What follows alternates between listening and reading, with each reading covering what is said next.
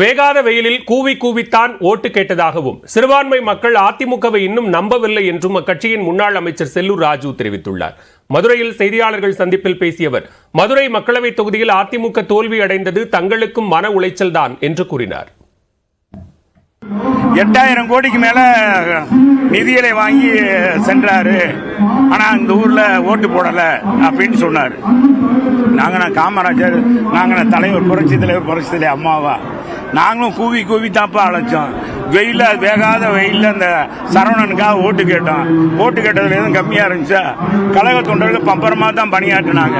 இதுக்கு மேல எப்படி ஒரு கட்சியில வேலை பார்க்க முடியும்? எதிர்கட்சியில எல்லாம் வேலை பார்த்தாங்க, எல்லாம் நல்லா தான் பார்த்தாங்க. குறிப்பிட்ட சமுதாயங்கள் என்னாச்சுன்னா இந்தியாவை ஆளணும் அப்படின்றத மோடிக்கு ஓட்டு போட்டாங்க. சில பேர் என்ன செஞ்சாங்க, மதசார்பற்ற சிறுபான்மையினர் என்னாச்சு, அவங்க ராகுலை கொண்டு வரணும்னு நினைச்சாங்க. இதுக்கிடையில நாங்க அடிபட்டுட்டோம், அவ்வளவுதான். இது தமிழ்நாடு முழுவதும் பிரதிபலித்தது. மதுரை மாநகராட்சியில் மட்டும் ஓட்டு கம்மி இல்லை.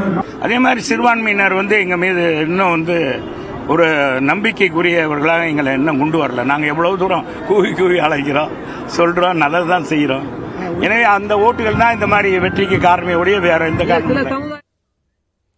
சிறுபான்மை மக்களின் மனநிலை எதிர்காலத்தில் மாறும் என கட்சி நிர்வாகிகளிடம் அதிமுக பொதுச் செயலாளர் எடப்பாடி பழனிசாமி கூறியதாக தகவல் வெளியாகியுள்ளது.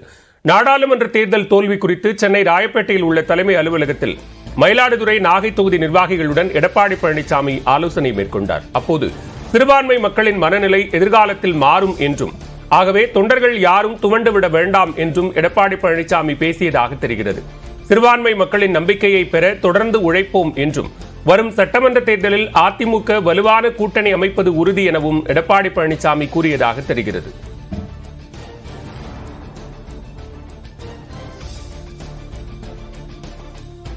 திருப்பதி ஏழுமலையான் கோவிலில் பக்தர்களை இடையூறு செய்ததாக அளிக்கப்பட்ட புகாரில் யூடியூபர் TTF வாசன் மீது திருமலை காவல் நிலையத்தில் வழக்கு பதிவு செய்யப்பட்டுள்ளது. அண்மையில் சாமி தரிசனம் செய்வதற்காக நண்பர்களுடன் TTF வாசன் திருப்பதிக்கு சென்றிருந்தார். அப்போது அவருடன் வந்த நண்பர் அஜீஸ் பக்தர்கள் காத்திருக்கும் அறையின் பூட்டை திறக்கும் ஊழியர் போல பிராங்க் செய்துள்ளார். இந்த வீடியோ வேகமாக பரவிய நிலையில் பல்வேறு விமர்சனங்களையும் கண்டனங்களையும் பெற்றது. இது தொடர்பாக தேவஸ்தான விஜிலன்ஸ் துறையினர் CCTV காட்சிகளுடன் திருமலை காவல் நிலையத்தில் புகார் அளித்தனர். அதன் பேரில் காவல்துறையினர் வழக்கு பதிவு செய்து TTF வாசனுக்கு சம்மன் அனுப்பியிருந்தனர். இந்நிலையில் TTF வாசனின் வழக்கறிஞர்கள் திருமலை காவல் நிலையத்திற்கு விரைந்துள்ளனர்.